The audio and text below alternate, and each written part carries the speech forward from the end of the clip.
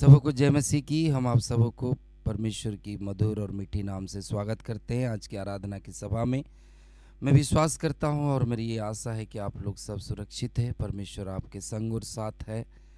और इससे पहले कि आज हम आराधना में चलेंगे, एक वचन को हम आपके साथ शेयर करना चाहते हैं जो विलाप गीत उसका 3 अध्याय और 22 और 23 पद में इस प्रकार लिखे हैं मेरे प्रियो, कि परमेश्वर ये कहता है, हे याकूब के संतान, तुम मिट नहीं गए, क्योंकि मैं यहोवा बदलता नहीं। प्रति भोर को उसकी करुणा हमारे जीवन में नई होती जाती है। बाइबल बताती है नई होती है, नहीं होती जाती है, यानी प्रति भोर को परमेश्वर अपनी करुणा से हमको और आपको भरता है। उसकी दया और करुणा है कि आज हम जीवितों के बीच में पाए जाते हैं, क्योंकि उसकी दया अमर है। और मैं विश्वास करता हूँ जब तक ये लॉकडाउन की स्थिति में हैं, जबकि ये परमेश्वर की ओर से कि हम लोग घर में बैठकर परमेश्वर की और नज़दीकी और करीबी में जाए, शायद इसलिए ये दिन परमेश्वर ने ठहराया था कि हम जो प्रति भोर को उसकी करुणा को कभी ना कभी ऐसे सोचते थे कि हमारे जो परमेश्वर है वो हमको करुणा दे देता है, दया करके छोड़ देता है, ऐसा नहीं है। लेकिन परमेश्वर का वचन कहता है कि प्रति भोर को उसकी करुणा हमारे जीवन में एक नई तरोताजगी को लेकर आता है और वो नई होते जाती है, यानी आप कहें तो वो रिन्यू होता है। इसलिए परमेश्वर के नाम का धन्यवाद करें। आइए हम इस गीत के द्वारा कुछ गीतों को गाकर परमेश्वर के नाम की महिमा और स्तुति करेंगे। Hallelujah.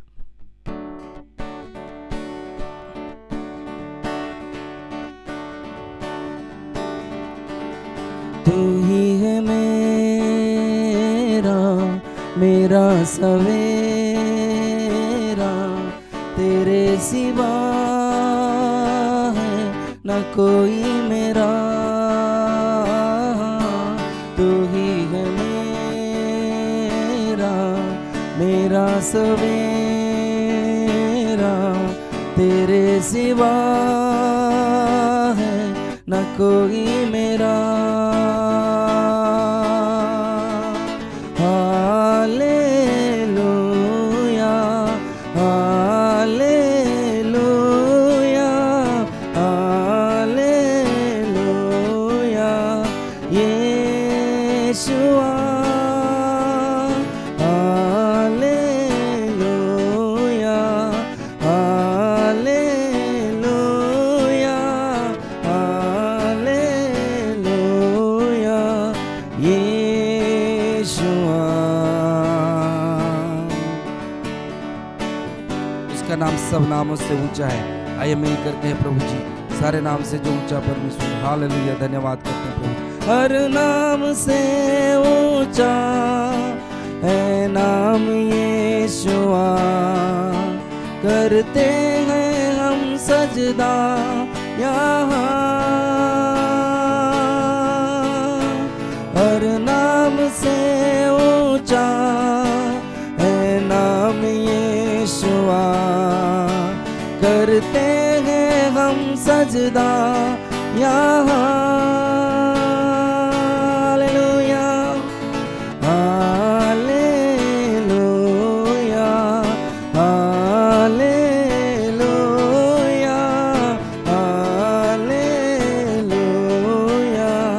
Yeshua. Hallelujah hallelujah hallelujah Yeshua. Hallelujah प्रभु, वो नाम जो सब नामों से ऊंचा है। आइए उसके नाम की स्तुति और प्रशंसा करें। प्रभु जी कहे, प्रभु जी तेरा नाम सबसे ऊंचा है प्रभु। हालेलुया, धन्यवाद। सबसे ऊंचा है तेरा नाम, सबसे ऊंचा है यीशु नाम, सबसे ऊंचा है तेरा नाम। हालेलुया प्रभु, सबसे ऊंचा है यीशु नाम। हर पहाड़ों से हालेलुया, हर तूफानों से आसमानों से, हालेलुया प्रभु, सारे नामों से यीशु तेरा नाम, हालेलुया प्रभु, यीशु तेरा नाम, हालेलुया। वो तेरी स्तुति प्रशंसा हो, तेरी हर पल महिमा हो, तेरी स्तुति प्रशंसा हो, तेरी हर पल महिमा हो। तू अवर्णित है, तू सुंदर है, मेरा पहला पहला प्यार है। तू अवर्णित है, तू सुंदर है, मेरा पहला पहला प्यार है। तेरी स्तुति प्रशंसा हो, तेरी हर पल महिमा हो, तेरी स्तुति प्रशंसा हो, तेरी हर पल महिमा हो। मिलकर कहेंगे, मांगोगे तुम्हें मिलेगा, ढूंढोगे तुम पाओगे, मांगोगे तुम्हें मिलेगा, ढूंढोगे तुम पाओगे। खटखटाओ खुलेंगे स्वर की आशीष से, पाओ तुम मुझसे अभी। खटखटाओ खुलेंगे स्वर की आशीष से, पाओ तुम मुझसे अभी। प्रार्थना करें, आराधना करें, ओ अच्छा है कितना भला है, हालेलुया। प्रार्थना करें, आराधना करें, ओ अच्छा है कितना भला है। छुटकारा पाए हमेशा, हालेलुया, छुटकारा पाए हमेशा, छुटकारा पाए हमेशा, हालेलुया, छुटकारा पाए हमेशा। प्रभु यीशु की, प्रभु हम आपका नाम का धन्यवाद करते हैं। प्रभु जी आपकी स्तुति और प्रशंसा करते हैं। मेरे प्रिय, उसके नाम में चंगाई है, उसके नाम में छुटकारा है। जब हम उसकी आराधना करते हैं, आइए इस गीत को गाकर परमेश्वर की और भी नज़दीकी में चलेंगे और कहेंगे, प्रभु से दिल की गहराई से, मन की सच्चाई से, यीशु तुझे चाहूं हर पल।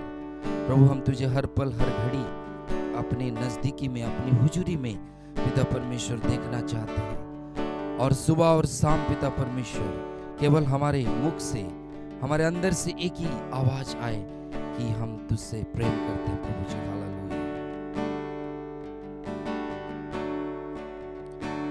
दिल की गहराई से, मन की सच्चाई से, दिल की गहराई से, मन की सच्चाई से, यीशु तुझे चाहूं हरदम,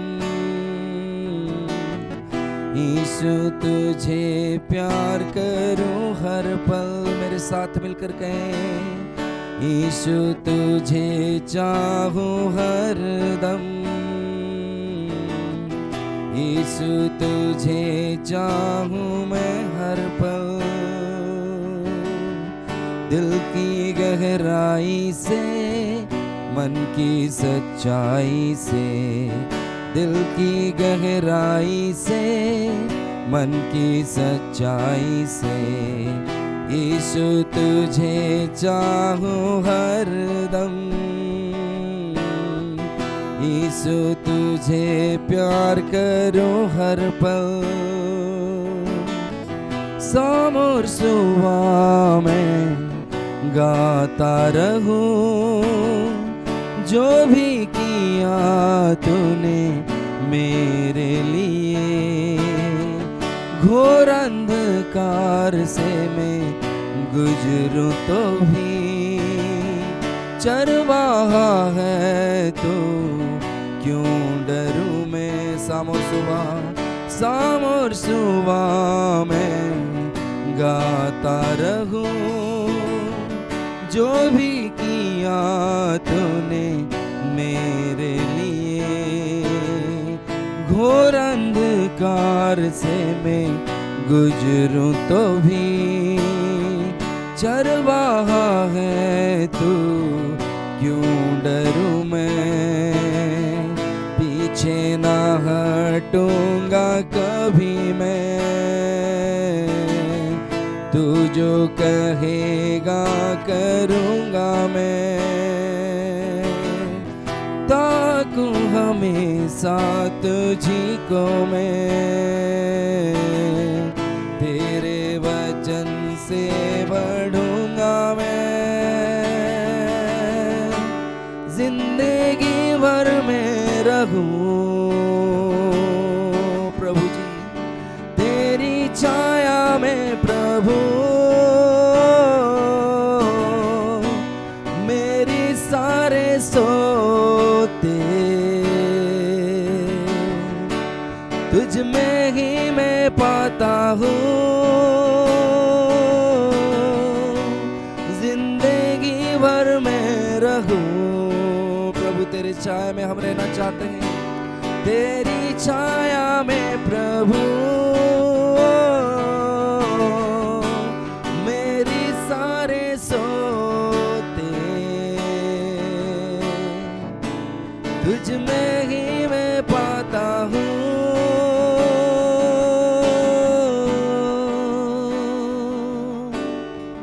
शाम और सुबह मैं गाता रहूं, जो भी किया तूने मेरे लिए, घोर अंधकार से मैं गुजरूं तो भी चरवाहा है तू, क्यों डरूं मैं।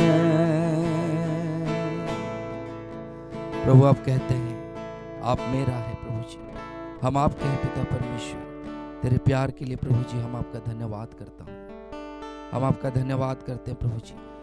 आइए मेरे प्रियो मिलकर कहे प्रभु जी, तू कहता है कि मैं तेरा हूँ और तू मेरा है प्रभु जी। तेरा प्यार जो सागर से भी गहरा है प्रभु परमेश्वर, तू कभी हमसे ना मुंह मोड़ता है, तू कहता है ना मैं तुझे कभी छोड़ूंगा कभी त्यागूंगा।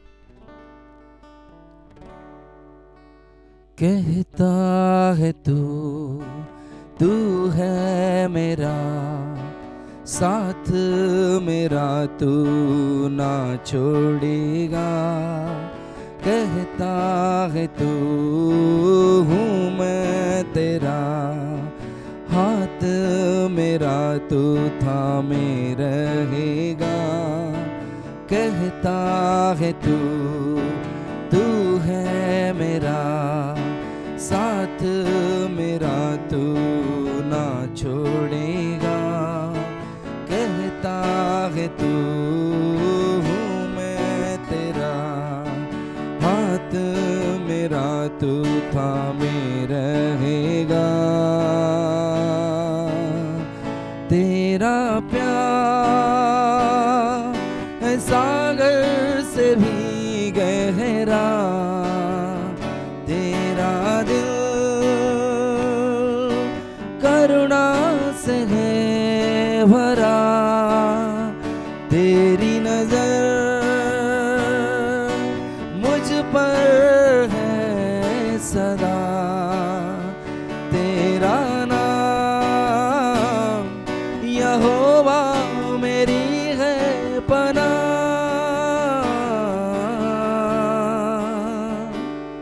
परमेश्वर पिता तू ही है भला, परमेश्वर पिता तू है नहीं मुझसे खफा। ये मिलकर कहे प्रभु जी, परमेश्वर पिता तू ही है भला, परमेश्वर पिता तू है नहीं मुझसे खफा, तेरा प्यार है सागर से भी गहरा तेरा दिल करुणा से है भरा, तेरी नजर मुझ पर है सदा, तेरा नाम यहोवा मेरी है पनाह। यस लॉर्ड, प्रभु आप हमारे पनाह है प्रभु जी, आपके पंखों के तले आप हम सबों को छिपा के रखते हैं। सारी आदर महिमा जलाल प्रशंसा खुदावन हम आपको देते हैं यीशु मसीहा के नाम से, आमीन। परमेश्वर आप सबों को आशीष। मेरे प्रियो, फिर से एक बार प्रभु यीशु मसीह के नाम में आप सबों का अभिवादन करता हूँ। आज के इतवार पवित्र सभा में जो है मैं आप सबों का स्वागत करता हूँ। आज हमारे लिए प्रभु के बेद पे भागी होने का भी दिन है, इसलिए मैं आप लोगों को जो है निवेदन करता हूँ कि प्रभु भोज की सामग्रियों के साथ आप बैठें, ताकि हमारे सभा के आखिर में मैं आपको प्रभु भोज में भी भागी कराऊं। मेरे प्रियो, आज मैं आपके लिए एक खास संदेश लेकर के आना चाहता हूं और एक बहुत ही कीमती चीज़ के विषय में मैं आपको बताना चाहता हूं। और परमेश्वर चाहता है कि हर कोई उस कीमती चीज़ का जो है भागीदार बने या उनके पास वो कीमती चीज़ रहे। और ख़ास बात यह है कि ये चांदी से भी कीमती है, सोने से भी कीमती है और मूंगे से भी कीमती है, और जितनी किस्म के ऐसे कीमती चीज़ों की आप लालसा कर सकते हैं उन सब से ये बहुत ही ज़्यादा कीमती है। और सचमुच मैं कहता हूँ कि परमेश्वर चाहता है कि आपके पास हो। आप कहेंगे पास्टर ऐसे भी लॉकडाउन का समय है, मेरे पास नौकरी नहीं है, पैसे है नहीं, और यदि चांदी भी खरीदना हो जो इन धातुओं में सबसे कम कीमत की है तो वो भी खरीदने की मेरी हैसियत नहीं है। और आप ये क्या कह रहे हैं कि बहुत कीमती चीज़ जो है हाँ परमेश्वर चाहता है कि हमारे पास हो। यस मेरे प्रियो, चिंता ना करें, मैं आपको बताना चाहता हूँ कि दुनिया की किसी भी करेंसी से, चाहे वो डॉलर हो, चाहे रुपया हो, चाहे येन हो, चाहे दिनार हो, किसी भी करेंसी का नाम ले लीजिए, किसी भी करेंसी से इस बेस कीमती चीज़ को नहीं खरीद सकते हैं। लेकिन एक खुशी की बात मैं आपको बताना चाहता हूं कि इस कीमती वस्तु का जो डीलर है वो धनवानों को भी देने के लिए बुलाता है, जिनके पास बहुत पैसे हैं, और जिसके पास बिल्कुल पैसे नहीं हैं उन्हें भी देता है। वो बहुत ही दिलदार है, वो सबको देता है। इसलिए जो है मैं आपसे कहना चाहता हूँ कि आज का संदेश बहुत ही उम्दा संदेश होगा।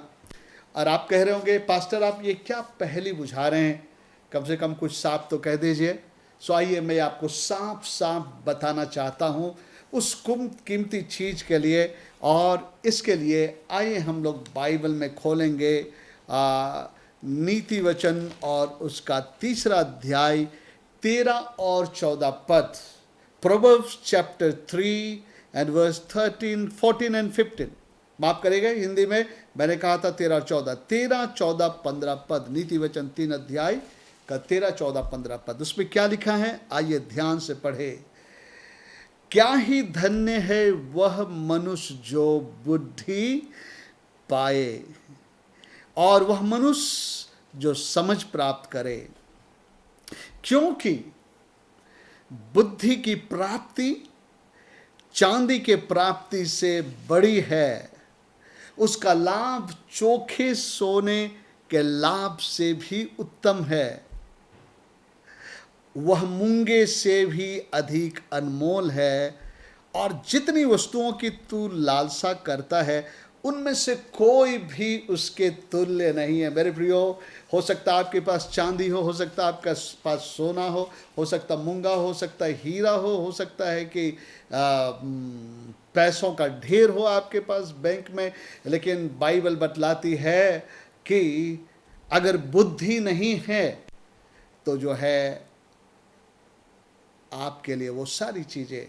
व्यर्थ ठहरेंगे। इसलिए मैंने कहा कि बहुत ही कीमती चीज़ और परमेश्वर चाहता हम सबके पास हो, और वो पैसों से आप नहीं खरीद सकते, इसलिए कोई करेंसी की ज़रूरत नहीं है। मेरे प्रियो, ये कुछ आत्मिक बातें हैं जो आज आपको समझने की आवश्यकता है। मैं प्रभु का धन्यवाद देता हूँ, प्रभु मेरे जीवन में इन बातों को उजागर किया, मैंने इन बातों को सीखा है, और मेरे प्रियो मैं बहुत खुश हूँ कि आज प्रभु के अनुग्रह से मेरे पास वो बुद्धि है, बल्कि मैं रोज़ इस बुद्धि के लिए परमेश्वर से प्रार्थना करता हूँ।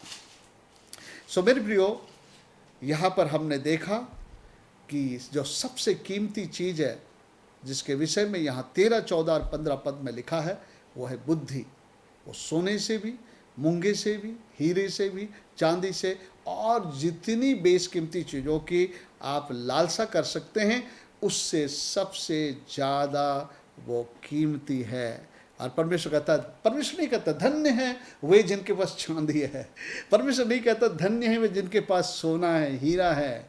परमेश्वर कहता है धन्य है ना, धन्य है वो जिसके पास बुद्धि है। Praise the Lord. सो मेरे प्रियो, आज इस बेशकीमती चीज़ के विषय में मैं आपको सिखलाना चाहता हूँ। और अंत में, अगर ये बेशकीमती चीज़ के बारे में आप तक नहीं जाना था, उसको हासिल करने की आपने तमन्ना नहीं की थी, तो मैं आपको बताना चाहता हूँ कि आज आप उससे हासिल कर लेंगे और जो है उसको आप जो है अपने जीवन में पाना शुरू करेंगे। तो आइए हम लोग आगे इस विषय पर हम लोग अध्ययन करें। ये बुद्धि है जिसको अंग्रेजी में विस्डम कहा गया है, विस्डम, और हिंदी में इसको बुद्धि कहा गया है। जब आमतौर से इस संसार में बहुत बार लोग जब बातचीत करते हैं बुद्धि के बारे में, तो अक्सर वो लोग आईक्यू लेवल के बारे में बात करते हैं, जिसको हम लोग कहते हैं इंटेलिजेंस क्वोटेंट, जिसको हम लोग आईक्यू बोलते हैं। आईक्यू लेवल का टेस्ट वगैरह भी लोग करवाते हैं। एक्चुअली आईक्यू लेवल जो है वो बुद्धि नहीं है, लेकिन मनुष्य का बौद्धिक स्तर कहेंगे। बौद्धिक स्तर मतलब हमारे जो इंटेलिजेंस है, बातों को समझने के लिए, बातों को जानने के लिए, बातों को करने के लिए, मतलब कि उसको जो है ये आईक्यू लेवल कहा जाता है। यानी कि वो एक क्षमता है जिसके द्वारा से वो इस बात को निर्धारित करता है कि वो अपने पढ़ाई लिखाई में जो वो कितनी बात को ग्रास्प कर सकता है, समझ सकता है, और उसको समझ सकता है या नहीं समझ सकता है, अपने स्मरण में रख सकता है या नहीं रख सकता है। इसीलिए तो हम लोग कई बार कई माता पिता को कहते हैं पर मेरे बेटे या बेटी के लिए बुद्धि के लिए प्रार्थना करें। ये बहुत कमज़ोर है, अपने पढ़ाई लिखाई की चीज़ों को ये समझ नहीं पा रहा है, या उसको वो जो है उसको ग्रास्प नहीं कर पा रहा है, बहुत इसका बुद्धि कम है ऐसा बोलते हैं। लेकिन एक्चुअली वो बुद्धि कम उसकी बात नहीं कर रहे, उनका बौद्धिक स्तर, बौद्धिक क्षमता जो खास करके पढ़ाई लिखाई को समझने के लिए, बूझने के लिए जो होती है, उसकी वो बात करते हैं। वो विस्डम नहीं है, वो इंटेलिजेंस है, हमारे दिमाग की, ब्रेन की वो क्षमता जो हम पढ़ाई लिखाई में खर्च कर सकते हैं, उससे सीख सकते हैं। इसीलिए जो है लोग जिनका आईक्यू लेवल ऊंचा है वो बहुत अच्छा पढ़ाई कर लेता है, चीज़ों को जल्दी समझ जाता है। लेकिन जिनका आईक्यू लेवल कम होता है उनके लिए तकलीफ होती है, या तो वो थोड़ा मंद होता है चीज़ों को जल्दी समझने के लिए। वो इंटेलिजेंस क्वोटेंट्स है, बौद्धिक स्तर है, वो बुद्धि नहीं है। मेरे प्रियो, बुद्धि का संबंध कहीं से भी आपके अच्छे पढ़े लिखे होने पर से संबंध नहीं रखता है कि आप कितना अपनी स्कूली पढ़ाइयों को जो है आप आसानी से समझ लेते हैं, उन बातों पर निर्भर नहीं है। इसलिए किसी को दुखी होने की आवश्यकता नहीं है। हम लोग जिस बुद्धि की बातें करेंगे आज है वो है स्पिरिचुअल विजडम, आत्मिक बुद्धि। लेकिन आत्मिक बुद्धि को समझने के पहले हमें सांसारिक रीति से बुद्धि को समझना होगा। क्या कभी आपने सोचा यह बुद्धि क्या होती है? यह बुद्धि क्या चीज़ है? क्या आपने कभी इसके बारे में विषय सोचा? मेरे प्रियो, ये बात बहुत स्वाभाविक है। हम लोग कई शब्दों को अपने वोकेबलरी में रखें, अपने शब्दकोश में रखे हैं। जब हम बातचीत करते हैं तो उन बातों को निकालते हैं। कई बार हम कई लोगों को जो कहते हैं, अरे बुद्धि नहीं है क्या तुम्हारे पास? तुमने ये क्या कर दिया, बुद्धि नहीं है तुम्हारे पास? ऐसा हम लोग कहते हैं। लेकिन बहुत बार हम लोग ये बुद्धि क्या है इसको हम समझते नहीं, और अगर हमें बुद्धि को परिभाषित करना हो तो कई बार हम उसे नहीं बोल पाते। लेकिन मेरे प्रियो, मैं इसके विषय में बाइबल से अध्ययन किया हूँ और जो है इसके विषय में और भी रिसर्च किया हूँ, ताकि मैं इस बुद्धि को आपके लिए आसान बनाकर परिभाषित करूँ। क्योंकि बाइबल में लिखा है कि क्या ही धन्य है वे क्या ही धन्य है वो मनुष्य जो बुद्धि पाए। मैं नहीं चाहता हूँ कि हम में से कोई मिस करे, इसलिए मैं पहले तो ये जानने की आवश्यकता है कि बुद्धि क्या है, और तब बुद्धि को पाने की इच्छा आपके अंदर में होनी चाहिए। और अगर उस बुद्धि को आप पाएंगे तो ये सोने चांदी मूंगे हीरो से भी ज़्यादा कीमती होगा। मेरे प्रियो, तो आइए हम लोग एक सेक्युलर या तो सांसारिक तौर से एक परिभाषा को लेकर फिर हम उसको आत्मिक परिभाषा में परिणत करेंगे। क्योंकि जब आप इस सांसारिक लेवल से इसको आप समझ लेंगे तो हम उसी परिभाषा को हम लोग आत्मिक बुद्धि में जो है परिभाषित कर देंगे, और तब आपको ये बातें समझ में आ जाएगी। सो मेरे प्रिय, आइए हम लोग देखें विजडम क्या है, जिसे बुद्धि कहा गया है, वो क्या है। निश्चित तौर से वो आईक्यू लेवल नहीं है, इंटेलिजेंस क्वेश्चंस नहीं है, लेकिन ये एक अलग चीज है। सो विजडम है क्या, बुद्धि है क्या? मैं अंग्रेजी और हिंदी दोनों में ये परिभाषा मैं आपके लिए कहना चाहता हूँ, और पहले मैं अंग्रेजी में कहूँगा, उसके बाद मैं उसको हिंदी में उल्था करूँगा। So wisdom is an ability to make a right choice or decision in the given situation based on knowledge and understanding। अभी मैं इसे हिंदी में बताता हूं। बुद्धि वह क्षमता है जो किसी विशेष परिस्थिति में ज्ञान और समझ के आधार पर सही चुनाव या निर्णय लेने में हमारी मदद करता है। मेरे प्रियो, हम अपनी ज़िंदगी में हर दिन कई परिस्थितियों से गुजरते, कई सिचुएशन खड़ा हो जाता है हमारे जीवन में। हमें कई निर्णयों को लेना पड़ता है, और निर्णय बहुत ही इम्पोर्टेंट चीज़ है। एक डिसीजन, एक चॉइस करना एक बहुत ही जो है महत्वपूर्ण बात है हमारे जीवन में। अगर हमने सही डिसीजन लिया, सही चुनाव किया तो हम फायदे में हैं। लेकिन अगर हमने सही डिसीजन नहीं लिया, सही चुनाव नहीं किया, तो उससे हमें हानि भी हो सकती है। और कभी कभी जो है गलत चुनाव का जो उसका परिणाम है, ये लॉन्ग लाइफ तक हमको झेलना पड़ सकता है, जीवन भर। और हम जीवन भर पछताते भी रहते हैं, काश उन दिनों में मैं एक सही निर्णय लिया होता, तो आज हम लोग इस दशा में नहीं होते। सो मेरे प्रियो, इसलिए बाइबल में कई किताबें हैं जिसको जो है विजडम लिटरेचर कहा गया है, यानी बुद्धि वाली साहित्य। और उसके द्वारा परमेश्वर ने बुद्धि देने की बहुत सारी बातों को रखा है, और मैं चाहता हूं कि उन्हीं में से कुछ बातों को उद्धृत करके मैं आज आपको बुद्धि के बारे में एक स्पष्ट समझ दूं। सो हमारे जीवन में विभिन्न प्रकार की परिस्थितियां आ जाती हैं, उस परिस्थिति में क्या निर्णय लेना है। बहुत बार लोग मुझे फ़ोन करते, पास्टर मुझे आपसे मिलना है, मैं कोई समस्या को लेके आ रहा हूँ। उसके आने के पहले मैं प्रार्थना करने लगता हूँ, प्रभु तू मुझे बुद्धि देना कि मैं उसको सही काउंसलिंग दे सकूं। मैं कोई गलत काउंसलिंग नहीं देना चाहता हूं, मुझे बुद्धि चाहिए।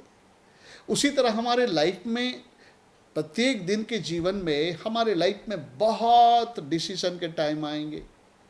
हमारे जीवन में बहुत परिस्थितियां खड़ी हो जाएगी। उस परिस्थिति में मैं ये करूं कि नहीं करूं, आपके अंदर में आएगा। तो मेरे प्रिय, उस घड़ी में आपको एक सही चुनाव और निर्णय करने की क्षमता आपके अंदर में होनी चाहिए। तो वो कैसे आएगा? वो बुद्धि से आएगा, क्योंकि बुद्धि क्या करता है? सही चुनाव करने में मदद करता है। क्या गलत है, क्या सही है, उसको परखने में मदद करता है, और उसके बाद उसमें से जो सही है उसको चुन करके आप उसको आप अपने जो है डिसीजन में लेके आप वैसा करने लगते हैं। सो एक बार फिर मैं हिंदी में आपके लिए कहना चाहता हूँ, दोहराना चाहता हूँ, क्योंकि इसे समझना बहुत ज़रूरी है। बुद्धि वह क्षमता है जो किसी विशेष परिस्थिति में ज्ञान और समझ के आधार पर सही चुनाव और निर्णय लेने में हमारी मदद करता है। उदाहरण के लिए मैं एक उदाहरण दे रहा हूँ, एक जो है मैं पिक्चर बना रहा हूँ आपके सामने में, और उससे आपके अंदर में मैं एक जो है इस चित्र के द्वारा आपको समझाना चाहता हूँ। उदाहरण के लिए मान लीजिए एक व्यक्ति है, एक लड़का है, अपने मित्रों के साथ मजाक मजाक में, या जिसको हम फन कहते हैं, वो थोड़ा सिगरेट फूंकना शुरू करता है ना। अक्सर जब मिलते हैं तो उसमें से कोई एक होगा सिगरेट पीने वाला, कहता है तुम लोग भी फूंक लो, तो वो भी फूंकते हैं, और वो मजाक मजाक में, फन में जो है सिगरेट पीना शुरू करते हैं। ये उसके लिए एक मनोरंजन है, जस्ट इंटरटेनमेंट है। उसके बारे में वो ज़्यादा कुछ सोचता नहीं है, विचारा भी नहीं है वो क्या है क्या मैं कर रहा हूँ।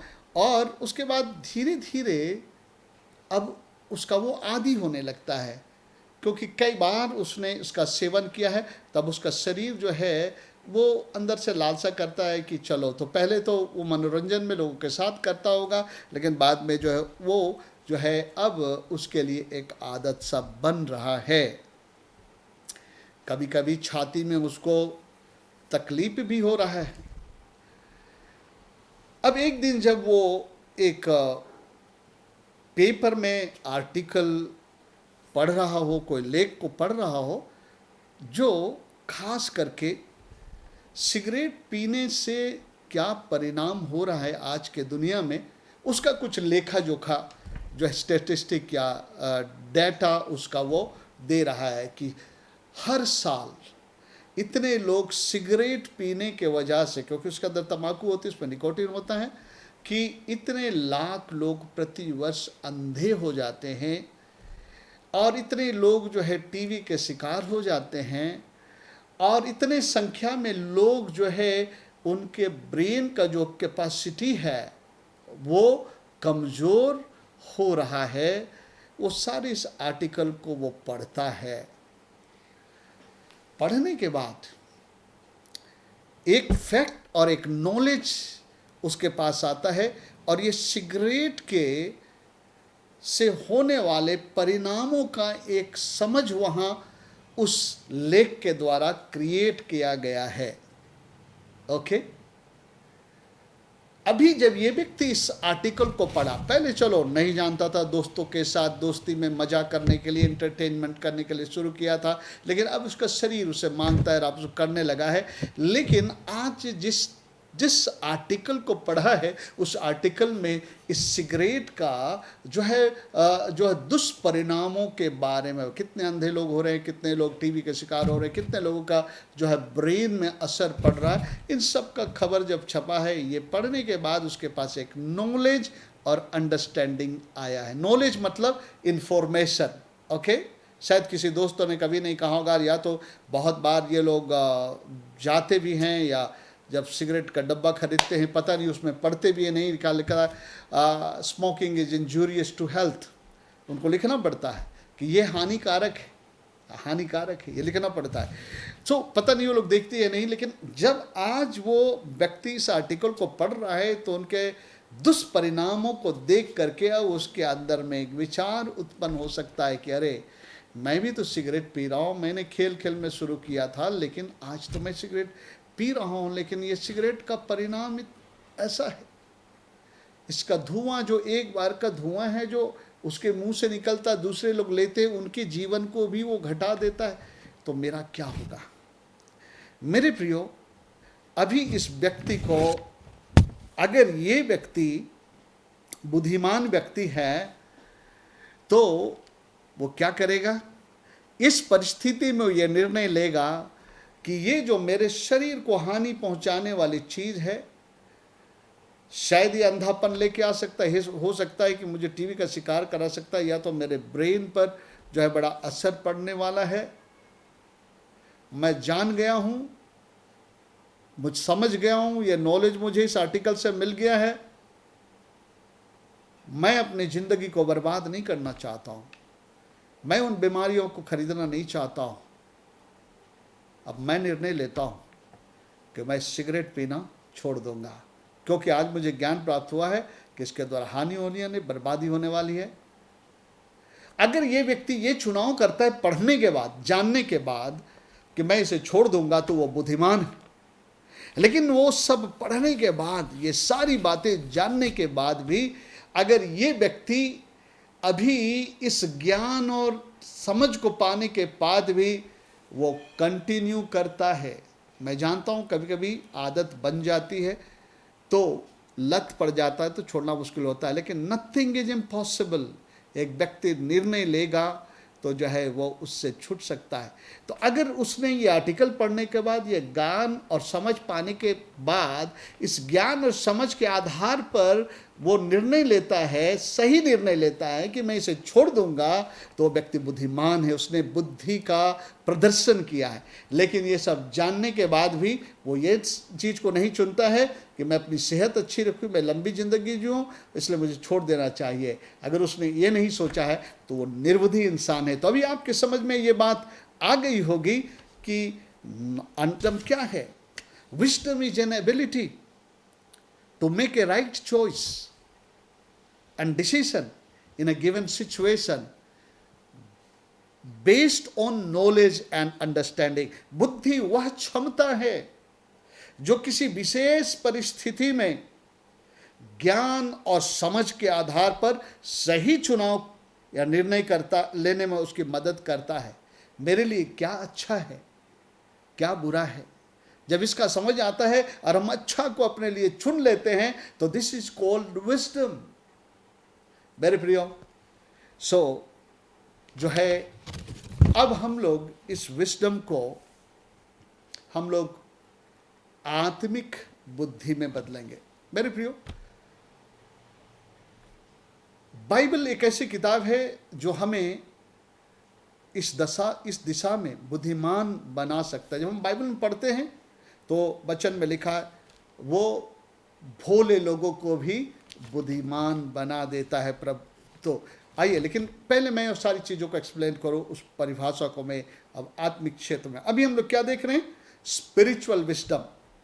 संसारिक फिलोसफिकल नहीं, लेकिन जो है आत्मिक बुद्धि। क्योंकि संसारिक बुद्धि जो है ना, मैं आपको दिखाऊंगा वो बहुत गड़बड़ वाला है। लेकिन हम लोग स्पिरिचुअल विजडम के बारे में बात करना चाहते हैं, जो डे टू डे लाइफ में, दिन प्रतिदिन के जीवन में, हमारे जीवन में जो है परमेश्वर का अनुग्रह मतलब बुद्धि से होता रहे। मेरे प्रिय, बहुत बार हम लोग परमेश्वर से कहते हैं परमेश्वर मुझे आशीष दे, परमेश्वर मुझे संकट से बचा, मुझे मुसीबतों से बचा। एक्चुअली हमें प्रार्थना करने की आवश्यकता नहीं है, लेकिन बुद्धि नाम की बेशकीमती चीज़ जो परमेश्वर ने दिया है, बस उसका हम लोग इस्तेमाल करें तो आप सही चलेंगे, और बुद्धि से चलने वालों के साथ परमेश्वर रहता है। बाद में हम लोग कुछ वचनों को पढ़ेंगे। आइए, आत्मिक बुद्धि क्या है अब हम लोग देखेंगे। What is spiritual wisdom.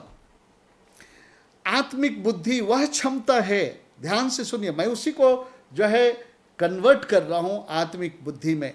आत्मिक बुद्धि वह क्षमता है जो प्रत्येक दिन के जीवन के हर परिस्थितियों में वचन के ज्ञान और समझ के आधार पर सही निर्णय या चुनाव करने में हमारी मदद करता है कि मेरे लिए क्या अच्छा है, मैं उसको चुन लूं।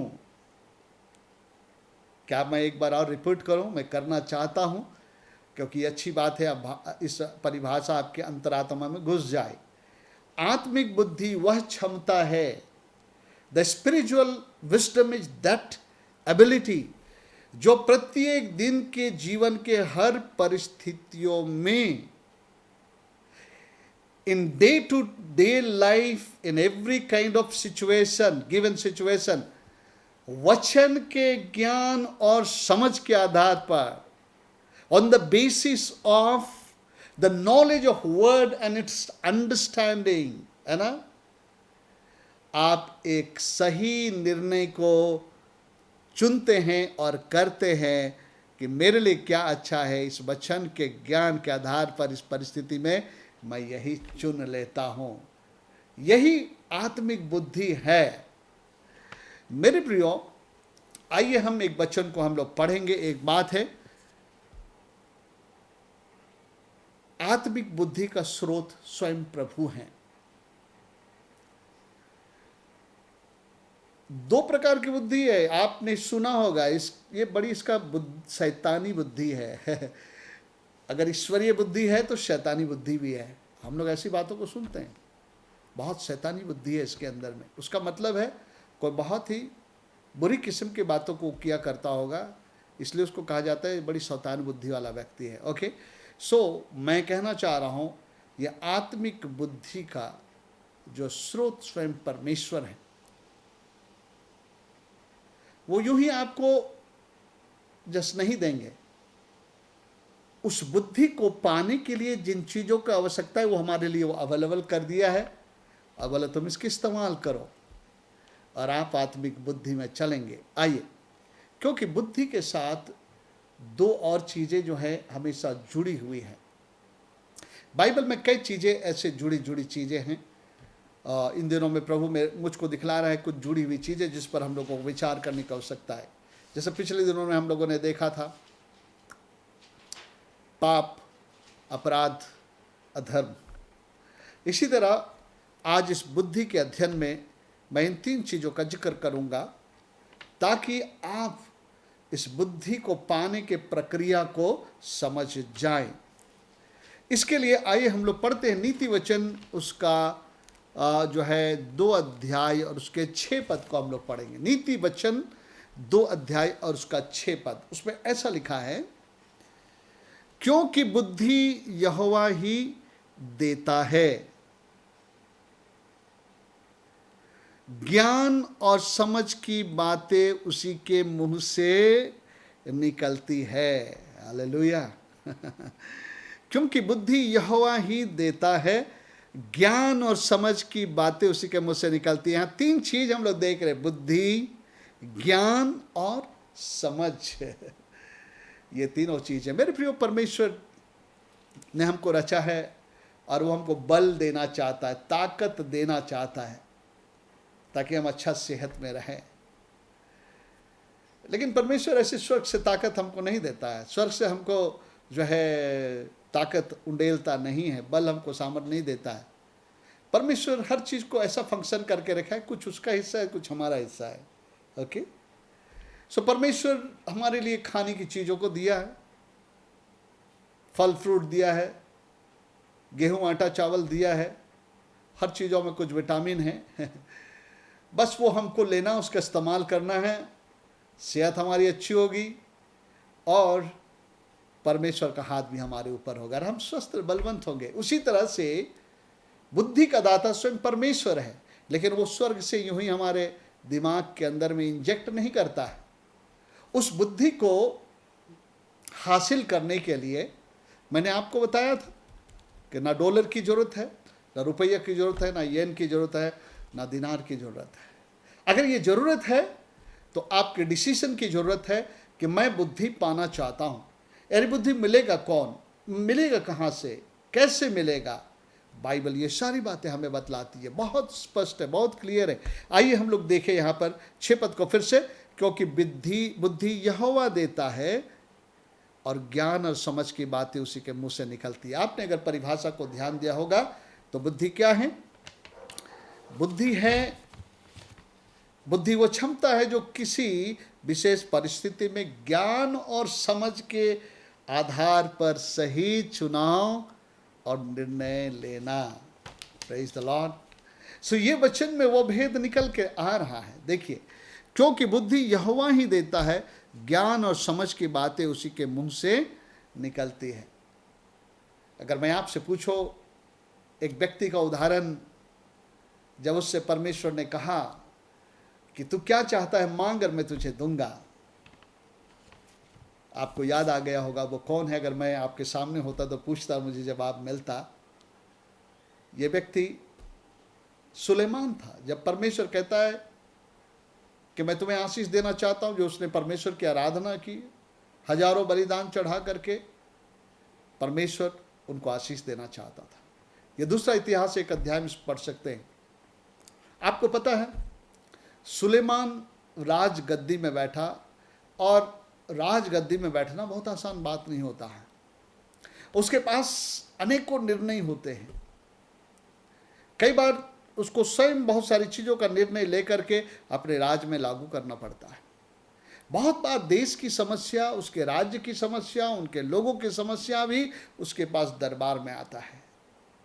उसे हर लोगों का न्याय, हर लोगों का सही जो है उनको काउंसलिंग देने की ज़रूरत है। और जब परमेश्वर ने उससे पूछा तू क्या चाहता है मैं दूं, तो कहता है कि प्रभु तूने मुझे मेरे पिता की गद्दी दी है, अब मुझे ज्ञान और समझ दे, क्योंकि इतनी बड़ी प्रजा का मैं अगुवाई नहीं कर सकता हूँ, मुझे बुद्धि और ज्ञान दे। और उसने केवल बुद्धि और ज्ञान मांगा। और प्रभु ने कहा, ना तो तूने धन मांगा, ना संपत्ति मांगा, ना अपने शत्रुओं का जो है विनाश मांगा, लेकिन धन मांगा, इसलिए मैं धन के तुमने बुद्धि मांगा, इसलिए मैं बुद्धि के साथ धन और ये भी देता हूँ। इसी को कहते हैं, Seek ye first the kingdom of God and everything will be added unto you। सबसे पहले परमेश्वर के राज और धर्म की खोज करो और ये सारी चीजें तुम्हें मिल जाएंगे ही। सुलेमान परमेश्वर बोलता, मैं तेरे लोगों का न्याय कैसे करूं?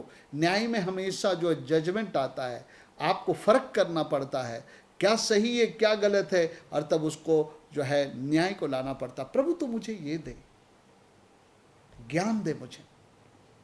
सो मेरे प्रिय, यहाँ 3 बातें हैं, बुद्धि, समझ, बुद्धि, ज्ञान और समझ। और जब ये ज्ञान की बात आती है तो ये ज्ञान की बात कुछ नहीं है, लेकिन ये बाइबल है। ये बाइबल परमेश्वर के ज्ञान की बातें हैं। और जब इस ज्ञान की बातों को हम सीखते हैं, पढ़ते हैं, अध्यायों में, पैराग्राफ में, और जब हम उसमें मेडिटेट करते, बहुत लोगों का आदत है जिस पढ़ के चले जाना, सुन के चले जाना। ऐसे लोग बुद्धि तक नहीं पहुंचेंगे। याद रखिएगा, जब तक आप मेडिटेट नहीं करेंगे एक चैप्टर का, वचनों का, तो वो वचन हमें क्या कह रहा है उसकी समझ आपको प्राप्ति नहीं होगी। देखिए, वचन को एक स्टोरी के तौर पर, एक इंसिडेंट के तौर पर जानने से फायदा नहीं है, लेकिन उस स्टोरी, उस घटना के पीछे परमेश्वर कौन सी आत्मिक सत्य को हमारे लिए रखा है कि हम उस आत्मिक सत्य को जो हम ग्रहण कर लें। यह आत्मिक सत्य क्या है उसको हमको समझने की आवश्यकता है। इसलिए बाइबल को यूं ही मत पढ़िए। बाइबल एक ऐसी किताब है जिसमें ज्ञान का भंडार है, लेकिन वो ज्ञान जब तक हमारे लिए नहीं खुलेगा, जब तक समझ नहीं बनेगा, है ना, जब तक उसका अर्थ नहीं निकलेगा, तब तक आप बुद्धि को नहीं पाएंगे।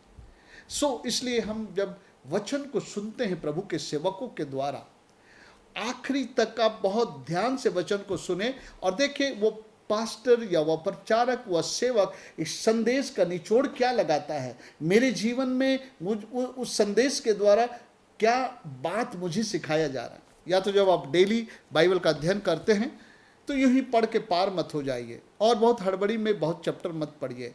आप छोटे छोटे पैराग्राफ में दोहरा कर पढ़िए और उसमें से कई प्रश्नों को पूछ करके आप देखें इस हिस्से से मुझे क्या शिक्षा मिल रही है, और इसके लिए आपको प्रार्थना करना है ना, प्रार्थना करना है कि प्रभु अपने वचन की समझ मुझे दे, अपने वचन का भेद मुझे बता, इस वचन का अर्थ मुझे बता, आज मेरे जीवन के लिए ये वचन क्या मायने रखता है, हाँ?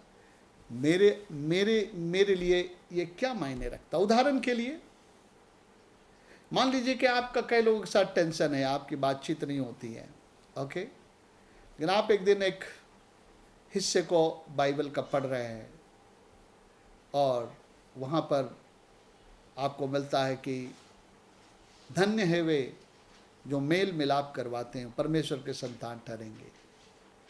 फिर कहता है वहाँ पर मत्ती 5 अध्याय में 23 अध्याय को आप पढ़ रहे होंगे, और उसमें लिखा है कि जब तुम प्रार्थना करने के लिए वेदी के पास आओ और तुम्हें याद आए कि तुम्हारे भाई के साथ तुम्हारा कुछ है, तो तब वेदी पे अपने भेंट को छोड़ दो, पहले उससे मेल मिलाप कर लो, तब अपना भेंट चढ़ाना। प्रभु कहने का मतलब है कि मैं चाहता हूँ मेल मिलाप, तुम्हारे अंदर मेल मिलाप नहीं है, इसलिए तुम्हारा रोज रोज प्रार्थना विनती वेदी में आके आराधना भेंट चढ़ाना मतलब कोई मतलब नहीं होता है, मेल मिलाप। इसलिए जाओ पहले मेल मिलाप करो।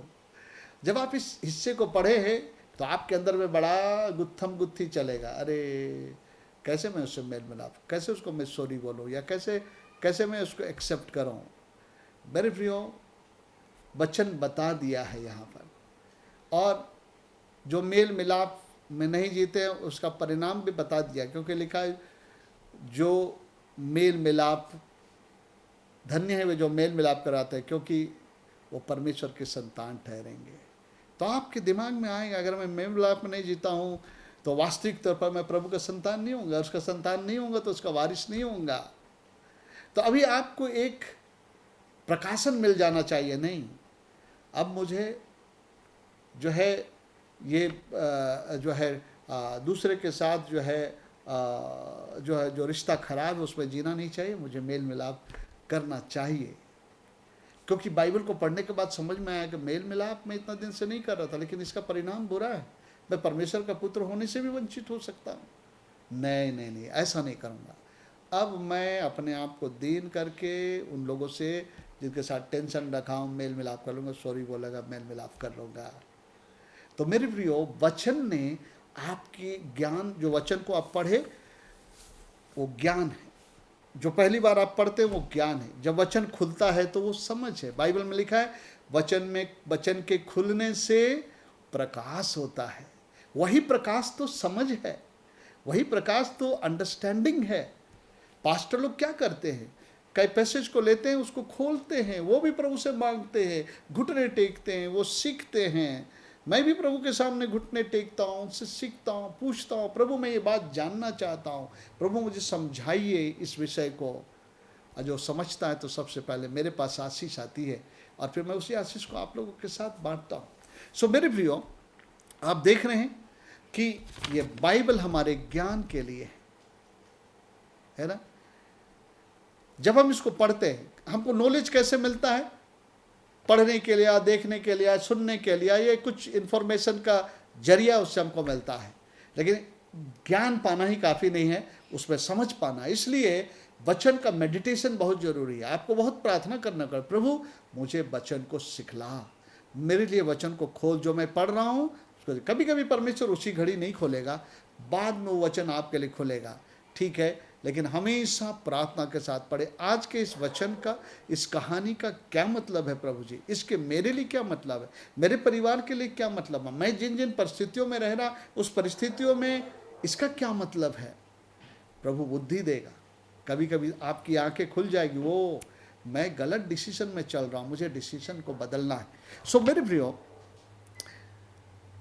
आत्मिक बुद्धि वह क्षमता है जो प्रतिदिन के जीवन के हर परिस्थिति में वचन के ज्ञान और समझ के आधार पर हम सही निर्णय या चुनाव करते हैं कि मेरे लिए क्या अच्छा है, उसी चीज को मैं चुन के पकड़ के मैं चलता हूं। बहुत बार इस बात को नहीं करने के कारण परमेश्वर के वचन के आधार पर, समझ के आधार पर डिसीजन नहीं लेने के कारण हमारे निर्णय निर्बुद्धिता में हुआ और जिसका परिणाम हमारे लिए अच्छा नहीं हुआ, हमारे लिए बुरा हुआ, हमारे लिए हानिकारक हुआ।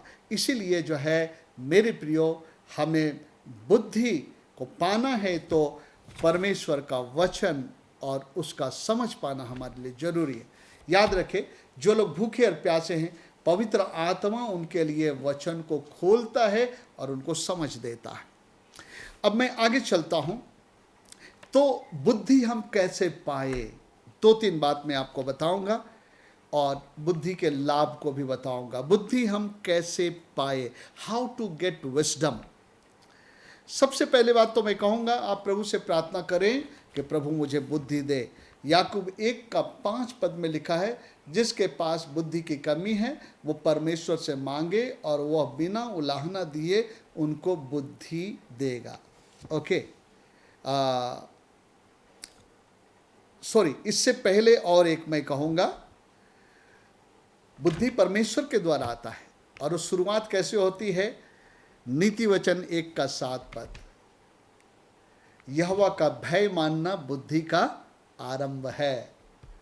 ये भय कौन सा है? आदर का भय। मैं अपने प्रभु के प्रति, प्रभु को दुखी नहीं करना चाहता हूँ। मेरे कामों से, मेरे विचारों से, मेरे हर किस्म के बातों से मैं अपने प्रभु का आदर करता हूँ। उसके दृष्टि में वो मुझे देखता रहता है, मैं कैसे अभद्रता के साथ में मैं अपने प्रभु के सामने जीवन बिताऊं।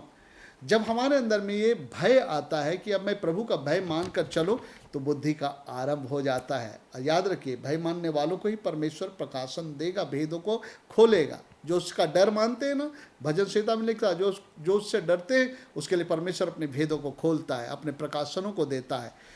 वचन ज्ञान है, उसका समझ हमें देता है।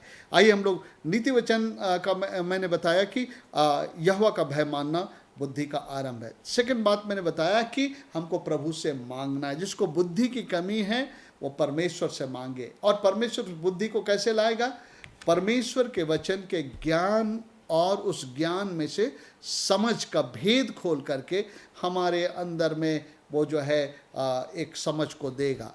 और जब हमको निर्णय लेना पड़ता है, जब हमको चलना है, किस तरह से जीवन जीना है, तब उसी वचन के आधार पर, उसी नॉलेज पर, उस ज्ञान और प्रकाशन के आधार पर तब हम डिसीजन ले पाएंगे। इसलिए बाइबल बहुत ही ज़्यादा महत्वपूर्ण है। मैं आप लोगों को उत्साहित करता, बाइबल खूब पढ़े प्रार्थना के साथ। ओके, तीसरी बात जो है यह है कि हम वचन को पढ़े और समझ प्राप्त करें। याद करिए, वचन जो है ना, ये लोगोस है, लिखित वचन है, लेकिन हमको उसका प्रकाशन पाना, जिसको हम लोग रेमा कहते हैं। सो आपको बहुत प्रार्थना पूर्वक पढ़ना है, क्योंकि जो वचन है वो लिटरल है, मतलब साहित्य की तरह लिखा हुआ है, लेकिन उनके पीछे क्या भेद और क्या वचन छुपा है वो आपको समझने की आवश्यकता है। ओके, जिसको हम लोग वचन का उल्था या व्याख्या करते हैं। ओके, ठीक है, पास्टर के द्वारा सुन रहे हैं, कभी कभी जब आप बाइबल पढ़ रहे हैं, प्रार्थना कर रहे हैं, परमेश्वर आपसे बातें करेगा। ओके, एक बात मैं बताना चाहता हूं, निर्बुद्धि लोग वो हैं जो वचन का ज्ञान भी हुआ और समझ भी हुआ, लेकिन उन्होंने अपना निर्णय उस ज्ञान और समझ के आधार पर नहीं लिया। वो अपनी समझ से निर्णय ले लिए, अपने लालसाओं विचारों से निर्णय ले लिए और उसका परिणाम बुरा हुआ। एक स्टेटमेंट को याद रखें जो मैं कर रहा हूँ, जब परमेश्वर के बुद्धि में हम नहीं चलते हैं तो अपने लिए खतरा और विनाश और बुरे परिणामों को हम लोग लाते हैं। ये एक पक्का नियम है, आत्मिक नियम है। जब हम परमेश्वर की बुद्धि में नहीं चलते, उसके दिए हुए वचन के ज्ञान और प्रकाशनों के आधार पर जब हम निर्णय लेकर अपने जीवन को नहीं चलाते प्रत्येक दिन के जीवन में, तो हम अपने लिए हानि और खतरा को लाते हैं। उदाहरण मैं देता हूँ, दो लोगों के हम सभी लोग जानते हैं। एक कहानी दूसरा सामुएल में है और एक कहानी उत्पत्ति 39 में है। यहाँ पर दो लोग हैं, एक दाऊद है, एक यूसुफ है। क्या दाऊद और यूसुफ को परमेश्वर का वचन मालूम था? निश्चय मालूम था, क्योंकि ये पुराने नियम के लोग थे और इन्हें 10 आज्ञा मालूम था। व्यभिचार करना पाप है ना, और पाप की मजदूरी मृत्यु है, जो पाप करेगा नाश होगा। जानते थे, वचन का ज्ञान था, वचन का प्रकाशन था। लेकिन जब स्थिति पैदा हुई उन दोनों के सामने, तो एक जो है बुद्धिमानी से निर्णय लेता है, और हम सभी लोग जानते हैं वो है यूसुफ, जो निर्णय लेता है कि मैं व्यभिचार नहीं करूंगा, मैं विचार में नहीं पड़ूंगा, क्योंकि बाइबल मुझे बताता है, ये ज्ञान मुझे दिया गया है, 10 आज्ञा दिया गया है, इससे मेरे लिए जो है परिणाम बुरा होगा। मैं परमेश्वर के दृष्टि में गिर जाऊंगा, परमेश्वर के अनुग्रह से गिर जाऊंगा, परमेश्वर की दया को खो दूंगा। इसलिए मैं ऐसा नहीं करना चाहता। उसने एक अच्छी निर्णय लिया, वहाँ से भाग खड़ा हुआ, जिसके कारण जो है उसको बंदगृह में भी डाल दिया गया, गलत लांछन लगा करके। लेकिन उसने कहा ये मंजूर है, लेकिन निर्बुद्धि में जीवन जीना मुझे मंजूर नहीं है। और हम लोग जानते हैं यूसुफ का ये बुद्धि उसको बड़ी ऊंचाई तक पहुंचाया। अगर यूसुफ वो गलती कर दिया होता तो मेरे प्रियो, परमेश्वर का हाथ यूसुफ के ऊपर नहीं होता। लेकिन दाऊद जो एक सीनियर व्यक्ति भी था, जिम्मेवार व्यक्ति भी था, लेकिन दूसरा शमूएल 11 अध्याय में हम लोग देखते हैं कि जब बतशेबा को देखता है, उसके अंदर में एक परिस्थिति उत्पन्न हो जाती है, एक परीक्षा आ जाता है, निर्णय की घड़ी है। लेकिन दाऊद इस समय में निर्बुद्धि रहता है, क्योंकि उसने परमेश्वर के वचन के आधार पर अपने जीवन में निर्णय नहीं लिया, अपने शरीर के लालसा पर, और एक राजा होने के नाते सारा अधिकार रखता हूँ, उसके आधार पर उसने निर्णय लिया और एक बहुत बड़ा मूर्ख ठहरा उस समय। मेरे प्रियो, इसके कारण उसके ऊपर में परमेश्वर का न्याय और दंड आया। सो मेरे प्रियो, जब भी हम इस तरह से परमेश्वर के ज्ञान, समझ और अज्ञान के आधार पर निर्णय नहीं लेते हैं, तो हम अपने लिए हानि और परेशानी को लाते हैं। बाइबल में से मैं 3 लोगों का नाम लूँगा जो लोग बुद्धि से नहीं चले और अपने जीवन में विनाश को लाए। एक है यहूदा, जिसके बारे में हम सब लोग जानते हैं, यहूदा इस्करियोती, जिसने लोभ के कारण, बाइबल में सब लिखा है 10 आज्ञा में, लोभ के कारण, और जो है लोभ को मूर्ति पूजा के बराबर बताया गया, एक बहुत भयानक पाप के रूप में कहा गया है। यहूदा 30 चांदी के सिक्कों के लिए यीशु मसीह को पकड़वाने का पाप करता है। आकान कुछ जो है अच्छे वस्तुओं को जिनको नाश करना था, प्रभु ने कहा था जब वो लोग ऐ नगर में जा रहे थे, कहा था कि इन सारे लोगों के सारी वस्तुओं को नाश कर देना, कुछ भी नहीं रखना। लेकिन ऐ जब उन कपड़ों को देखा या उन अच्छे वस्तुओं को देखा, तो जो है वो छुपा लिया, अपने घर में रख लिया, किसी को पता नहीं था। और हम लोग उस सारे स्टोरी को हम लोग पढ़ सकते हैं, जो है इसके किताब में, यहोशू के किताब में 7वां अध्याय में जब आप पढ़ेंगे तो वहाँ देखेंगे। क्यों नहीं हम लोग पढ़ लेते हैं। वहाँ पर वो कन्फेस करता है। क्या कन्फेस करता है? देखिए, वो कन्फेस करता है कि जिस बात का परमेश्वर ने इस्राएलियों को शिक्षा दे रखा था, उसके अनुसार करने के बजाय उसने जो है गलत निर्णय लिया। उसके अंदर में लालसा आई, यार ये चीज़ अच्छी चीज़ें मुझे मिल जाएगा, मैं छुपा कर रख लेता हूँ, फ़ायदा हो जाएगा। लेकिन उसने ये बात नहीं सोचा कि परमेश्वर का वचन का ज्ञान क्या कहता है। आइए, पहला पद में लिखता है, परंतु इस्राएलियों ने अर्पण की हुई वस्तुओं के विषय में विश्वासघात किया, क्योंकि लोग उसके बाद युद्ध को हार गए, यरीहो को जीते, लेकिन ऐ में जाने के समय उन्होंने छोटे से स्थान में उसने ऐ को हारा। और इसलिए यहाँ पर जो है आकान का बारे में यहाँ पर हाँ, ये यरीहो में हम लोग देखते हैं। तो यहाँ पर जो है आकान जो है, आकान का पाप क्या था यहाँ पर हम लोग देखते हैं, लिखा है, परंतु इस्राएलियों ने अर्पण की वस्तु के विषय में विश्वासघात किया। अर्थात यहूदा का गोत्र आकान, जो जेरा वंशी जब्दी का पोता और कर्मी का पुत्र था, उसने अर्पण की वस्तुओं में से कुछ ले लिया। इस कारण परमेश्वर यहोवा का कोप भड़क उठा। आगे देखते हैं, उनका कन्फेशन देखते हैं 20 पद में। जब खोजा गया, ढूंढा गया, तो निकला आकान के नाम।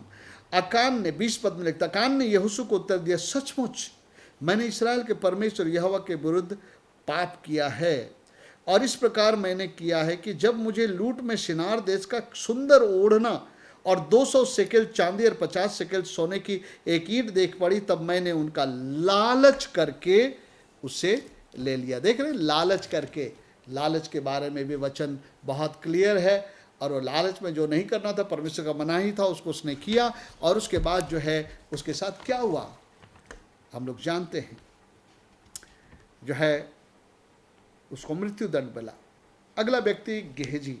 गेहजी एलीशा का सेवक था। दूसरा राजा 5 अध्याय में जब नामान कोढ़ी उसके पास आया और उसको कुछ कुछ देना चाहता था, पैसे कोड़े, 5 अध्याय में दूसरा राजा, तो उसने जो है नामान ने अपने उस सेवा के खातिर पैसा लेने से इनकार कर दिया। बाइबल में लिखा है, तुमने सेंतमेंट पाया है, सेंतमेंट दो। हम अपनी सेवा के लिए, हीलिंग सर्विस के लिए, छुटकारे के लिए पैसे नहीं ले सकते हैं। और इसने भी उनको मना कर दिया कि मैं नहीं लूँगा, और उसके लिए उसको जो बताना था बताया, और नामान अच्छा हो गया। लेकिन उसका दास गेहजी बोला, अरे इतना अच्छा मौका था, मेरा स्वामी लौटा दिया। वो चुपचाप निकल पड़ा, उनके पीछे रास्ते में रोक करके उनसे चांदी और वो सब ले करके आया, और प्रभु ने एलीशा को बता भी दिया था। और हम लोग जानते हैं एलीशा कोढ़ग्रसित हो गया। मेरे प्रियो, क्योंकि इनका निर्णय गलत था। उनका निर्णय वचन के आधार पर, उस समझ के आधार पर होना था, जो उसके लिए अच्छा है उसको चुनता, क्योंकि परमेश्वर उसको और भी देता। क्योंकि इब्रानी 13:5 पद में लिखा, तुम्हारा स्वभाव लोभ रहित हो, जो कुछ तुम्हारे पास है उससे संतुष्ट करो, संतोष करो, क्योंकि मैंने कहा है मैं तुम्हें कभी नहीं छोड़ूंगा, कभी नहीं त्यागूंगा। सो मेरे प्रियो, ये है विजडम, ये है जो है बुद्धि, और जो बुद्धि में चलता है उसके लिए बहुत सारी आशीष है। अभी मैं बुद्धि का, जल्दी से मैं आपको बुद्धि का जो लाभ बताता हूँ। ओके, सबसे पहले तो आइए हम लोग पढ़ते हैं 4था अध्याय।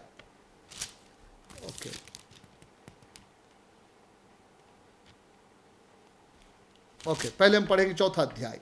ओके, सुनिए, अगर आप बुद्धि में चलेंगे तो क्या होगा। मैं जल्दी से 5 मिनट मेरे पास समय है, मैं तेजी से बुद्धि के लाभ को बता रहा। मैं कहाँ पढ़ रहा हूँ, आप 4था अध्याय को पूरा पढ़ लीजिएगा, लेकिन इस घड़ी में पढ़ूंगा नीति वचन 4था अध्याय 5 पद से लेकर के 9 पद तक पढ़ रहा हूँ। इसमें कई बातें लिखी है मेरे प्रिय, सुनिए। बुद्धि को प्राप्त कर, समझ को भी प्राप्त कर, उसको भूल ना जाना, मेरी बात ना मेरी बातों को छोड़ना। बुद्धि को ना छोड़। बुद्धि को ना छोड़ का मतलब जो वचन के ज्ञान के द्वारा समझ मिला है उसी के अनुसार डिसीजन लेना। बुद्धि को ना छोड़। वो क्या करेगी, तेरी रक्षा करेगी। आज हम लोग दुनिया में असुरक्षित है, कभी कोरोना है तो कभी अभी कितने किस्म का समस्याएं हैं मेरे प्रियो, लेकिन बुद्धि तेरी रक्षा करेगी अगर आप परमेश्वर के प्रकाशन में चल रहे हैं। बुद्धि श्रेष्ठ है, इसलिए उसकी प्राप्ति के लिए यत्न कर। रोज बाइबल पढ़, तड़के उठकर बाइबल पढ़, वर्णन कर, सीख। जो कुछ तू प्राप्त कर उसे प्राप्त कर, परंतु समझ की प्राप्ति का यत्न घटने ना पाइए। बुद्धि श्रेष्ठ चीज है।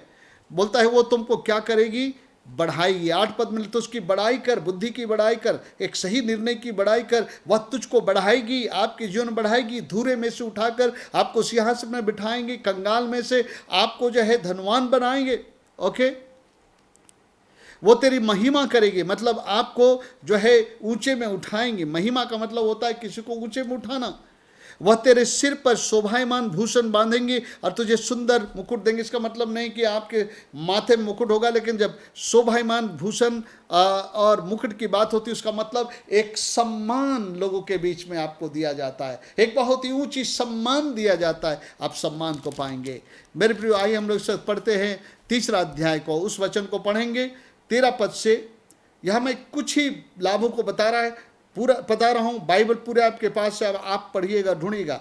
क्या ही धन्य है वह मनुष्य जो बुद्धि पाए, वह मनुष्य जो समझ प्राप्त करे, क्योंकि बुद्धि की प्राप्ति, सुन लीजिए, चांदी के प्राप्ति से बड़ी है। उसका लाभ चोखे सोने के लाभ से भी उत्तम है। वह मूंगे से भी अधिक अनमोल है। जितनी वस्तुओं को तू लालसा करता है उसमें से कोई भी वस्तु उसके तुल्य नहीं है। मेरे प्रिय, अगर बुद्धि नहीं है तो यह सब चीज़ का कोई काम नहीं आएगा आपके पास में। आप जो है परेशानियों में पड़ेंगे तो पड़े रह जाएंगे। लेकिन अगर आपके पास बुद्धि है तो मेरे प्रिय, जैसा सुलेमान को परमेश्वर ने बुद्धि मांगा था, जो दिया था, ये परमेश्वर आपके साथ भी वही करेगा। क्योंकि लिखता है बुद्धि के पास, उसके पास, बुद्धि के पास, बुद्धि के दाहिने हाथ में दीर्घायु है और उसके बाएं हाथ में धन और महिमा है। हालेलुया। यहाँ पर बुद्धि को पर्सोनिफाइड कर दिया। वहाँ पर ऐसा कह रहा है जैसा कि एक व्यक्ति है जिसके हाथ में जो दीर्घायु है, उसके हाथ में महिमा है। जल्दी से इधर मैं दूसरे अध्याय का पढ़ देता हूँ 6 पद से। और यहाँ पर सुनिए क्या लिखा है। क्योंकि बुद्धि यहोवा ही देता है, ज्ञान और समझ की बातें उसी के मुंह से निकली है। वह सीधे लोगों के लिए खरी बुद्धि रख छोड़ता है, जो खराई से चलते हैं उनके लिए वह ढाल ठहरता है। देखिए, बुद्धि पे चलेंगे तो परमेश्वर आपका ढाल बनेगा। आपका मास्क और आपका ये सैनिटाइजर ढाल नहीं बन सकता है। बहुत बार वो भी चूक जाएंगे, लेकिन परमेश्वर अगर आपका ढाल बनेगा, आपको कोरोना नहीं छुएगा या दूसरी विपत्तियां नहीं छुएंगे। वह न्याय के पथों का देखभाल करता और अपने भक्तों के मार्ग की रक्षा करता है। परमेश्वर आपके हर मार्ग की रक्षा करेगा। और लिखा है भली चाल को तू समझ सकेगा। भली चाल को तू समझ सकेगा, क्या करना सही है, क्या मेरे कौन सा चाल सही है। और लिखा है क्योंकि बुद्धि तो तेरे हृदय में प्रवेश करेगी और ज्ञान तुझे सुख देने वाला होगा। मेरे प्रियो, समय समाप्त हो गया है। बाकी जिम्मेवारी आपको मैं सौंपता हूँ। आपका अध्ययन यहाँ ना रुक जाए, लेकिन इस बुद्धि को, इस ज्ञान और समझ को पाने में लगे रहिए। उस ज्ञान के द्वारा जो समझ प्रभु देता है वही बुद्धि है। निर्णय लेना कि जो समझ बाइबल में दे रहा मेरे लिए अच्छा है, उसे मुझे पकड़ लेना है और मुझे उसमें चलना है। मेरे प्रियो, अगर आप बुद्धि में चलना शुरू करेंगे अपने प्रभु के साथ, तो परमेश्वर आपको जो सचमुच में आशीषित करेगा। बुद्धि के द्वारा, हम आज नहीं पढ़ाऊँ, मैं समय कम है। बुद्धि के द्वारा लोग राज्य करते हैं, बुद्धि के द्वारा। हो सकता है मैं अगले एपिसोड में भी आपके साथ बुद्धि के बारे में कंटिन्यू करें। सो मेरे प्रियो, मैं पिता परमेश्वर का धन्यवाद करता हूँ जिसने आज हमारे लिए इतनी अनमोल बातें सिखाया है। मेरे प्रियो, अगर इस अनमोल बात को हम और आप समझ लिए हैं और पकड़ लेंगे, मैं आपको बताना चाहता हूँ, हम परमेश्वर के अनुग्रह से माला माल होंगे। बुद्धि से चलने वालों के साथ परमेश्वर रहता है, जो बुद्धि से नहीं चलते परमेश्वर के साथ नहीं रहता है। 10 कुंवारों में से 5 बुद्धिमान थे, 5 निर्बुद्धि थे। इफिसियों के पत्री में कहता है, जस्ट उसको मैं पढ़ करके अंत कर दूंगा। यहाँ पर इफिसियों के पत्री 5वां अध्याय में इस प्रकार कहता है प्रभु के वचन में। इफिसियों का 5 अध्याय, आइए हम जल्दी से पढ़ ले इस वचन को। बहुत ही सटीक वचन है हमारे लिए, जिस समय में है, जिस युग में है। सुनिए, आइए मैं पढ़ता हूँ 5 अध्याय 15 पद से। इसलिए ध्यान से देखो कि कैसी चाल चलते हो, निर्बुद्धियों के समान नहीं पर बुद्धिमानों के समान चलो। बुद्धिमान बन जाओ वचन के ज्ञान और समझ से, और जो आपके लिए सही रास्ता बता रहा है उसको चुन लो। ये बुद्धि है। बुद्धि क्या है? बुद्धि वो क्षमता है जो परमेश्वर के वचन के ज्ञान और समझ के आधार पर जो सही निर्णय लेने का जो हमारा जो क्षमता है, वो बुद्धि है। सो मेरे प्रियो, हम लोग परमेश्वर पिता का धन्यवाद करते हैं इस संदेश के लिए। और इस घड़ी अब हम लोग प्रभु के मेज में भागी होंगे। तो आइए हम प्रभु के वचन को पढ़े। सभी लोग अपने दाखरस और जो है रोटी अपने सामने लेकर के बैठे। आइए हम लोग परमेश्वर के वचन को पढ़ते हैं, जैसा अक्सर हम पढ़ा करते हैं, ताकि हम अपने हृदय और मनों को हम लोग जांच लें। 1 कुरिन्थियों और उसका जो है 11 अध्याय 23 पद से मैं पढ़ूंगा। क्योंकि यह बात मुझे प्रभु से पहुंची और मैंने तुम्हें भी पहुंचा दी कि प्रभु यीशु ने जिस रात वो पकड़वाया गया रोटी ली और धन्यवाद करके उसे तोड़ी और कहा, यह मेरी देह है जो तुम्हारे लिए है, मेरे स्मरण के लिए यही किया करो। इसी रीति से उसने बियारी के पीछे कटोरा भी लिया और कहा, यह कटोरा मेरे लहू में नहीं वाचा है, जब कभी पियो तो मेरे स्मरण के लिए यही किया करो। क्योंकि जब कभी तुम यह रोटी खाते और इस कटोरे में से पीते हो तो प्रभु के मृत्यु को जब तक वह ना आए प्रचार करते हो। इसलिए जो कोई अनुचित रीति से प्रभु की रोटी खाए या उसके कटोरे में से पिए, वह प्रभु की देह और लहू का अपराधी ठहरेगा। इसलिए मनुष्य अपने आप को जांच ले और इसी रीति से इस रोटी में से खाए और इस कटोरे में से पिए। क्योंकि जो खाते पीते समय प्रभु की देह को ना पहचाने, वह इस खाने पीने से अपने ऊपर दंड लाता है। और वो दंड किस रूप में होता है? इसी कारण तुम में से बहुत से निर्बल और रोगी हैं और बहुत से सो भी गए हैं, मतलब मर भी गए हैं। यदि हम अपने आप को जांचते तो दंड ना पाते। मेरे प्रियो, प्रभु के मेज में हमें भागी होना जरूरी है, क्योंकि अनंत जीवन बने रहने के लिए प्रभु के साथ। लेकिन ये भी जरूरी है कि हम आज अपने आप को जांचें, कोई अनुचित बात मेरे जीवन में तो नहीं है। अगर है तो मन फिराए इस निर्णय से, वो अनुचित बात आगे मैं अपने जीवन में नहीं करूँगा। आइए हम अपने आँखों को बंद करें और हम कुछ क्षण अपने आप को जांचें। पवित्र आत्मा को जांचने के लिए हम मौका दें। आइए कुछ क्षण के लिए अपने हृदय में शांत होकर पवित्र आत्मा को बात करने दें। अगर कोई ऐसी बातें, अनुचित बातें पवित्र आत्मा दिखाता है तो आज ही निर्णय ले, उस अनुचित बात के लिए ये आखिरी दिन है मेरे जीवन में, अब मैं उसे अपने जीवन से अलग करता हूँ। अब मैं बुद्धिमानी के साथ ज्ञान और समझ के आधार पर अपने जीवन में निर्णय लेते हुए मेरे प्रभु के लिए ही जीऊँगा। मेरे प्रियो, पकड़वाए जाने से पहले रात प्रभु यीशु मसीह अपने शिष्यों के साथ इकट्ठे हुए और रोटी लेकर धन्यवाद किया। प्यारे पिता परमेश्वर, मैं धन्यवाद देता हूँ इस रोटी के लिए जो तेरे पुत्र यीशु के देह का प्रतीक है, जो हम सबों के निमित्त तोड़ा गया, कुचला गया। क्योंकि आपके वचन में लिखा है रोमी 5:8 में, परमेश्वर ने इस रीति अपना प्यार हम पर प्रकट किया जब हम लोग पापी ही थे, यीशु मसीह हमारे लिए क्रूस पर मरा। प्रभु, आज इसके कारण आज हमारे लिए उद्धार है, हमारे लिए छुटकारा है। हम आपका धन्यवाद करते हैं यीशु के नाम में, आमीन। उसी के पीछे उसने कटोरा भी लिया और धन्यवाद किया। प्रभु, हम धन्यवाद देते इस कटोरे के लिए जो तेरे पुत्र यीशु के लहू का प्रतीक है, जो हमारे पाप क्षमा के लिए बहाया गया, हर प्रकार के बंधनों से छुटकारे के लिए बहाया गया, ताकि हम आज़ाद होकर तेरी सेवा करें। आज हम जब इसमें भागी होते हैं प्रभु, हम संपूर्ण धार्मिकता में होकर तेरी सेवा कर सके और तेरा वो उद्देश्य हमारे जीवन में बना रहे हमेशा। तूने कहा है पत्रस के पत्र में, वो आप ही हमारे पापों को लेकर क्रूस पर चढ़ गया ताकि हम पाप से छूटकर धार्मिकता का जीवन जिए। हाँ प्रभु, हम लोग ऐसे ही जीवन को जीने पाए, ऐसे आपसे हम प्रार्थना करते हैं और इस कटोरे के लिए हम धन्यवाद करते हैं यीशु के नाम में, आमीन। सो मेरे प्रियो, आइए हम लोग बहुत ही धन्यवाद के साथ अपने प्रभु को आभार व्यक्त करते हुए कि उसने मेरे लिए उद्धार का द्वार खोला अपने बलिदान के द्वारा, आइए हम इस रोटी और दाखरस में भागी हो।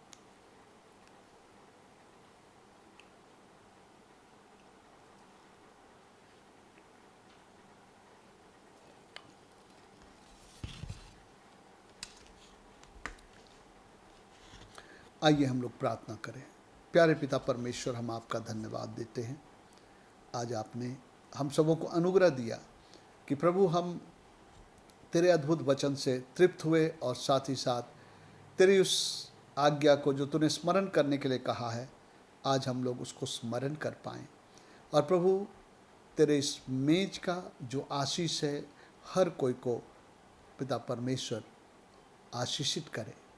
हम सभी लोग तेरे महिमा के लिए जीवन बिताएं और जब तक तू ना आए तेरा प्रचार करते रहे और तेरी महिमा करते रहे। यीशु मसीह के नाम में ये दुआ मांगता हूँ, सुनिए और दया से ग्रहण करिए प्रभु जी, आमीन। अब हमारे परमेश्वर पिता का प्रेम, उसके पुत्र यीशु का अनुग्रह और पवित्र आत्मा की सहभागिता हम सबों के संग साथ सदाकाल बनी रहे, आमीन। Praise the Lord. प्रभु आप सबको आशीष दे। फिर से मिलेंगे अगले इतवार को। आप लोगों को मैं फिर से सूचित करते हुए खुश हूँ कि हमारे संडे स्कूल के टीचर लोगों ने फिर से बच्चों के लिए कार्यक्रम तैयार किया गया है। तो जो है संध्या 5 बजे जो है बच्चों को उस कार्यक्रम में आप लोग शामिल करें।